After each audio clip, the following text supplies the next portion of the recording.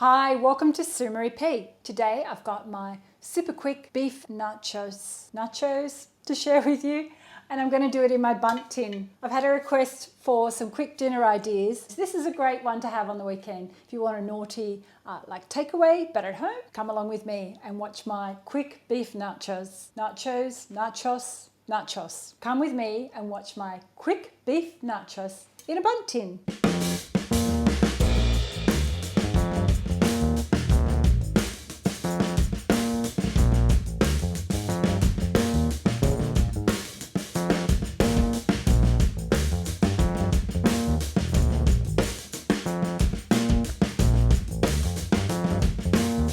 So the first step is we've got our minced beef, got 500 grams of minced beef, and I'm going to heat up my pan and brown my beef. We don't like onions in our nachos, so I'm going to leave it out. But if you really love onions, you can chop up an onion and fry that first.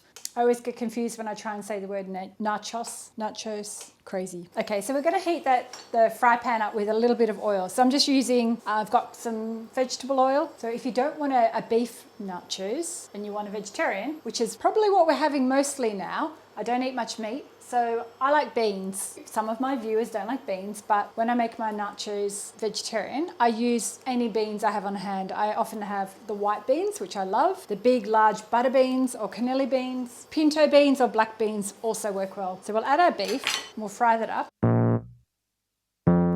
So while that's browning, so we grab our Bundt tin. If you don't have a Bundt tin, the other way I do it is in my lasagna dish or a rectangular baking tray. Do it in this today because it looks fancy when it comes out. So I'm going to spray that with some of my veggie spray.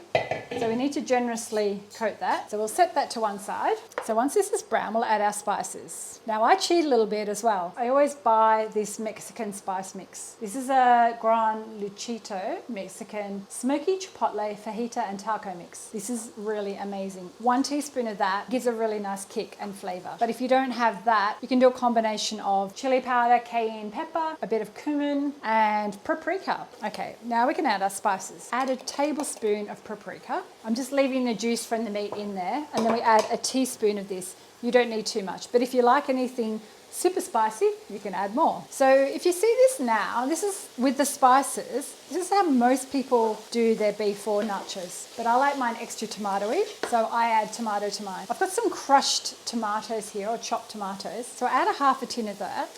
Then I cook that through. So we've just reduced off some of the liquid from the tomatoes. I've tried using a whole tin of tomatoes and it doesn't work. It's too much liquid. But what I like to do is I like to add a little bit more tomato. So you can either add a tablespoon of tomato paste and some water, but I've got this passata mix, which is like a tomato puree. I'm just going to add about 2 to 3 tablespoons of that. So I'll just cook that for another few minutes.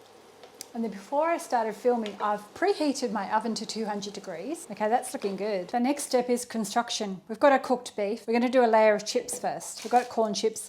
These are just generic corn chips. If you wanted to be super authentic, you can make your own or use the branded Mexican ones. So I don't put too many in the bottom. And then I put some cheese.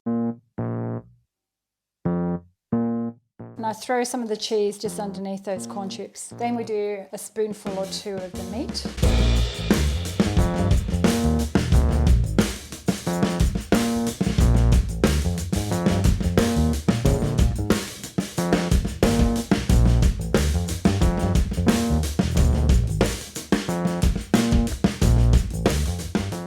That's about it, because these chips are all broken. So we haven't used all of our beef today, so you've just got a little bit left over. If you want to be more generous with the beef, go ahead. Okay, we're going to use all of the rest of the cheese. Okay, there you go. It's my quick lasagna, not lasagna.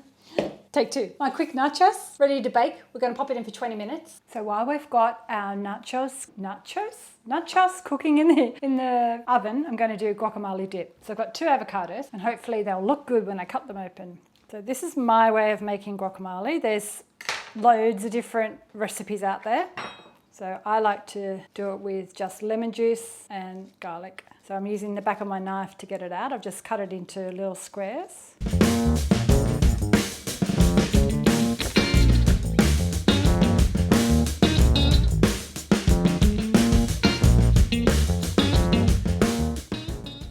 Now I'm going to add a little bit of, about a half teaspoon of this crushed garlic. If you've got real garlic, you can add a minced garlic or a chopped garlic.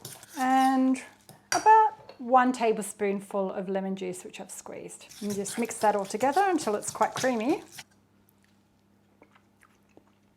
I'm going to add just a touch more, another half a tablespoon of lemon juice. I like mine quite lemony.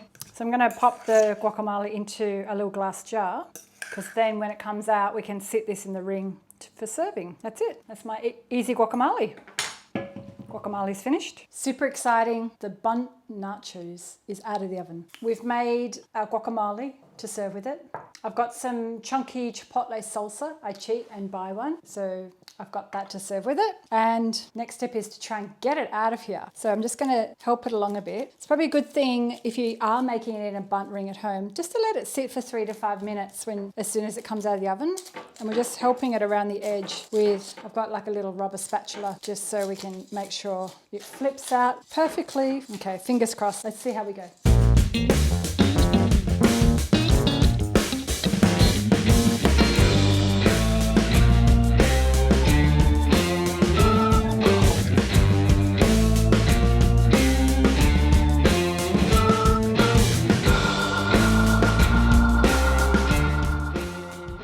Some chips went flying, but it sounds like it's come off. Voila! Well, it chips. Okay, I'm not going to taste it because I don't want to spoil this for the photos. But the next step you do, see all this oozy goodness coming off it, is pop. There's the timer. So I don't know if I said to you that this only took 15 minutes to cook. I got it out a little bit earlier because I could see that it was browning too much. We just pop that in the hole if it wants to go in. There you go. There's my nachos ring.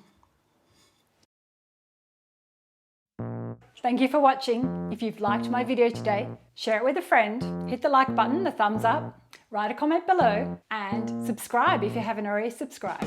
And don't forget, hit the bell, and then you get notified as soon as I have a new video. I'll see you next time. Bye.